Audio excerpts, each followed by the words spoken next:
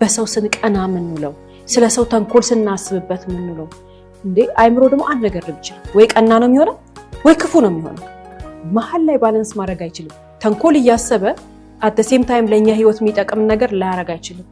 አይምሮአችንን በበጎና በበጎ ነገር ብቻ ከሆነ ሞላ ነው ህይወታችን ያስታውቃል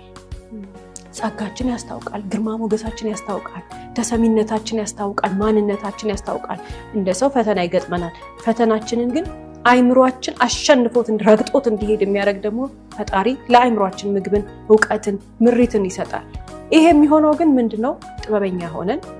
አይምሮአችን ፈጣሪ ሰጠነን አይምሮ በጥበብ ምን ተጠቀመበት ከሆነ ነውና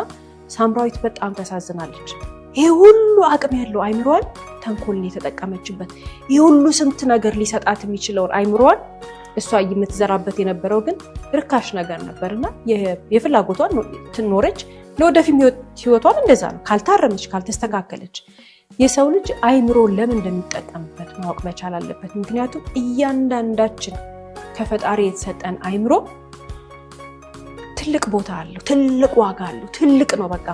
ደግሞ መረዳት ያለብን አንድ ሰው የተሰጠው አይምሮ ለሱ ብቻ ነው የሱ አይምሮ ነው ያንን ማሰብ የሚችለው አይምሮአችን ማስተርፒስ ነው የኔ አይምሮ የኔ ነው የኔ ነፍስ የኔ ነው ያንቺ ነፍስ ያንቺ ነው እንዳንቺ አይነት ሰው የለም እንደኔ አይነት ሰው የለም ሶ ማስተርፒስ ከሆንኩኝና ለኔ የተሰጠኝ አይምሮ ለኔ ብቻ ከሆነ ምን ሲሆን ነው ሌላ ሰው ማስበበት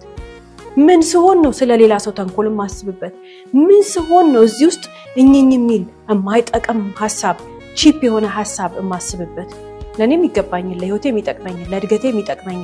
ዛሬ ቻሌንጅ ከገጠመኝ